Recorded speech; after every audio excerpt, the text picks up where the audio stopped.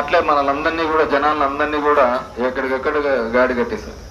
రైతులకు అందరికీ తెలుసు, ఇక్కడున్న రైతులందరికీ కూడా చంద్రబాబు వచ్చేసారు నాశనం అయిపోతామని చెప్పేసి అందరికీ తెలుసు. అందరూ అంటారు ఈడు వచ్చినాడు ఇతను వచ్చినాడు మొత్తం నాశనమే అయిపోతామని. మళ్ళీ ఎలక్షన్లు వచ్చాక వల్ల మళ్ళీ గుద్దిపోతాం. అందరికి జనాలందరికీ తెలుసు ఇతను వచ్చా అంటే కరువు ఉంటా అంటది, ఇతను వచ్చా అంటేనే ఎత్తిపోతాము, జనాల దగ్గర డబ్బులు ఉండవు, ఏమీ ఉండవు, అన్ని ఉత్తవ అతనే దోచేస్తున్నాడు అని చెప్పేసి మళ్ళీ ఎండ్ ఆఫ్ ది డే వచ్చేకల్లా ఎలక్షన్లు వచ్చేకల్లా తప్పు. కాబట్టి అతనికి అలవాటు అయిపోయింది, మనకు అలవాటు అయిపోయింది. మళ్ళీ 5 ఏళ్ల తర్వాత ఇదే తిప్పలు తప్పటాలి అన్నమాట. రైతు భరోసా కేంద్రాలు శనికాయ విత్తనాలు ఇచ్చినారప్ప మనకు? ఇంకా వేయలేదా? ఇచ్చినారా? ఆడే ఇచ్చినారు. మంచి మంచి పంట వచ్చింది, అప్పుడే అమ్మేసుకున్నాం శనికాయలని. ఏడుంటాడు అంతా మార్కెట్ యార్డ్ల కింద అంతా చెప్పులు అట్లా పెట్టుకుంటే రైతులంతా రాత్రులు పనుకుంటాడుగా లేదా శనికాయలకు. జగన్ రెడ్డి ఊరుకుంటారు, వీళ్ళంతా ఇట్లయింది పాపం ఇబ్బంది పడుతున్నారు, వీళ్ళకి రైతు భరోసా కేంద్రాలు కట్టించినాడు లేదా? కట్టించినాడు. ఆడ శనికాయలన్నీ ఈడ మొదలు పెట్టినాడు. ఏమన్నా పనే లేకుంటే అందరం ఊరికి లైన్ లో నిలబడతా అంటే కదా. ఇప్పుడు స్టోర్ వాళ్ళు అందరు నిలబడుతున్నారు లేదా?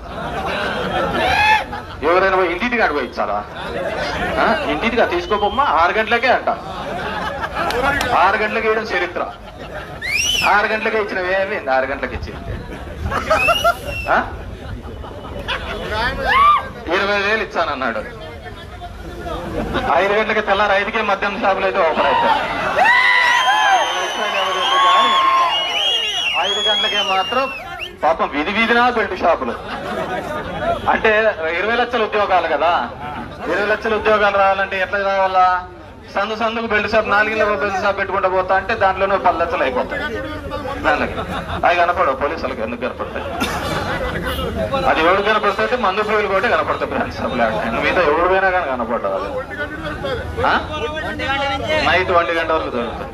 అది జగదేవి రత్లోక సుందర్లో ఫోటో దిగితే శ్రీదేవి పక్కన శ్రీదేవి కనపడుతుంది. పోలీసులకు ఆ బెల్ట్ షాపులు కనపడవు అనమాట. ఇంకా మా అమ్మవాడి మా రామాయణ అడిగి చెప్పాల, నీ 15,000 నీ 15,000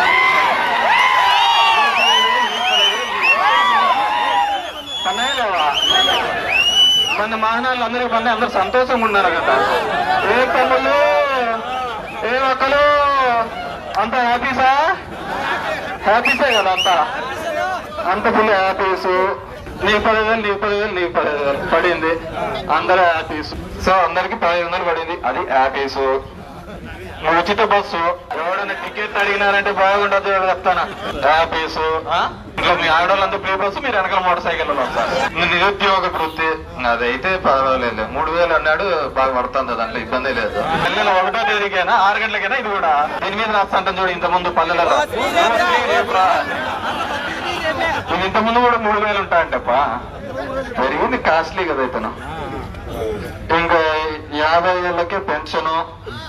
బీసీ ఎస్సీ ఎస్టీ మైనార్టీలకంటే 50 ఏళ్ళకే 4,000 పెన్షన్ ఇస్తామని చెప్పడం జరిగింది. ఏం పిల్లయా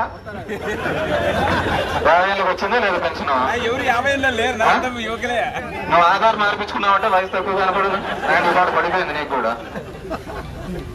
విద్యాదీవన. పిల్లలు చదువుకుంటా అంటే నేను గుడ్ మార్నింగ్ తిరుగుతా అన్నప్పుడు బట్టను ఒత్తింటాడు. 2 రోజులు లేట్ అయితే చాలు, సార్ ఇంకా వల్ల 2 సంవత్సరం అవుతా అంది. అడిగేవాడు లేడు, ఈనేవాడు లేడు, ఇచ్చేవాడు అసలుకి లేడు. అంటే నాకు అర్థం ఏంటంటే అడుగుతా అంటే మన తిరుగుతా అంటే అడిగేవాడు ఎక్కువ, అడిగేవాళ్ళు ఉంటా అంటే చేసేవాడు ఎక్కువ అనమాట. ఇప్పుడు ఇనేవాడు లేకపోతే ఇంక అడిగేది లేదు, చేసేది లే కదా. కాబట్టి ఇనేవాడు కూడా లేడు. నాకు తెలిసి ఒకటే ప్రోగ్రామ్ సక్సెస్ఫుల్ గా జరుగుతుంది ఈ రాష్ట్రంలో. ఏంటంటే అమరావతిలో నీళ్లు తోడే కార్యక్రమం. మోటార్లు ఎప్పుడు రన్ అయితేనే ఉంటాయి.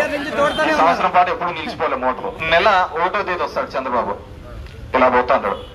ఏమో బాగున్నారు, పెన్షన్ బాగున్నదో అంటే కలెక్టర్ ఇక్కడ ఈయనకి ఇమ్మీడియట్ గా ఒక బంకు పెట్టేయండి, నా కొడుకు కారు కావాలా సార్ అంటే దానికి ఒక కారు ఇచ్చేసేయండి. ఎవ్రీ ఇయర్ ప్రతి నెల అంతే. నిన్న ఆడ చూసిన మొన్న ఆడుకో సెలూన్ షాప్ లోకి పోయినాడు పాపం. సెలూన్ షాప్ లోకి వచ్చాడు పాపం, చేయించుకుని పోతాడులే, అదన్నా లెక్కిచ్చాడేమో అనుకున్నాడు పాపం. అది ఉత్త మాటలే చెప్పిపోయినాడు. ఆడు షాప్ పెట్టినాడు, నీకు ఇంకొక షాపు, నీకు ఒక కారు అని. ఎట్లా తయారైతుందో ఏమో కేపాలు చెప్తాను. చంద్రబాబు నాయుడు గారు, ముఖ్యంగా పవన్ కళ్యాణ్, ఆయన ఆవేశానికి అయితే అద్దె లేదు. ఆయన ఊడాలు, ఆయన కథ, అసలు 30,000 మందిని మా వాలంటీర్లు ఎత్తపోయినారని చెప్పి ఇంతవరకు ముగ్గురిని చూపించలేకపోయేది. సినిమా షూటింగ్, ఏ సినిమా షూటింగ్ పోతా నిన్న ఆ బాక్స్ అమ్ముకోవడానికి చచ్చిపోతున్నాడు. హరిహర వీరమల్లు అమ్ముకోవడానికి ఆ థియేటర్లో షిప్ అనే థియేటర్ అని చెప్పి బాక్స్ వాడు లేకుండా పోయినాడు. అదే మనం చేసినాం ఇంకో చిరంజీవి ఇంకా పెద్ద వీళ్ళన్న ఆర్టిస్ట్ మళ్ళీ బయటకు వచ్చి తమ్ముడికి చెప్పేది, ఇతను ఊగికి పోయేది, దిల్ రాజు అదే మీటింగ్ నువ్వు ఓటు రెడ్డి కదా అని చెప్పేసి. ఎంత అంటే అంత తిక్కోళ్ళు అని చేసినాడు. ఒకసారి కదా మనల్ని ఎప్పుడు చేస్తూనే ఉంటాడు, మళ్ళీ అదే దారే ఉంటుంది. ఎందుకంటే రోషం లేని బతుకులైతే మనకి పౌరుషంగా అరే ఇట్లా మోసం చేసినాడు. మామూలుగా ఒకసారి సిటీలు ఎగరగొట్టి మళ్ళీ ఊర్లోకి వచ్చని మనం పట్టేసుకొని కొడతా అంటారు. ఇంతమందికి ఇన్ని హామీలు ఇచ్చి ఎగరగొట్టి అన్ని చేసిన తర్వాత కూడా ఈ విధంగా మోసం చేసుకుంటారు. ఎవరు ఇక్కడ బాగుపడతాండేదంటే ఈ ముగ్గురు, పవన్ కళ్యాణ్, లోకేష్, చంద్రబాబు. ఈ ముగ్గురు మాత్రం బాగా బాగుపడుతున్నారు. బాగా హెలికాప్టర్లు తిరుగుతున్నాయి, బాగా కొత్తగా తిరుగుతున్నారు. కాబట్టి మా ఆర్డీఓకేమో వినతి పత్రం ఇవ్వాలంటున్నాడు. మా ఆర్డీఓ చూస్తుంటే ఈసీక మట్టి అంతా బాగా ఎత్తుతున్నాడు. ఎవరికి ఇలా నేను దొంగకే ఇచ్చినట్టు ఉంటుంది నాది ఆలోచన. నేనే దొంగకి యాప్ లెక్కెత్తుతానంట. 10 లక్షలు ఎత్తి ఇచ్చాడు అంటే నేను యాప్ యాడ్ ఇచ్చావు మా బాగా మీరే చూసుకోండి, నేను ఈయన ఉంటా పైరామండు. ఈ విధంగా ఉంది కదా అని చట్ట వ్యతిరేకంగా చేసినారు. ఖచ్చితంగా శిక్షార్హులే. ఇది పోతుంది ఆడొచ్చు సబ్జెక్టులు అంతా ధర్మారం ఆడవచ్చు. ఆడవచ్చు ఈ ఆఫీస్ అంటే ఆ ఆఫీసు, ఏదో ఒక ఆఫీస్కి అయితే ఖచ్చితంగా పోవాల్సి వస్తుంది. కాబట్టి డెఫినెట్ గా అందరూ కూడా చట్ట వ్యతిరేకంగా అత్యుత్సాహంగా చేస్తున్నారు. దీనికి ఇంకెవరు చూడటం లేదే, మేము ఏం చేసినా అనుకునే వాళ్ళందరికీ కూడా తగిన విధంగా బుద్ధి చెప్తామని చెప్పేసి తెలియజేసుకుంటున్నాం. Good morning.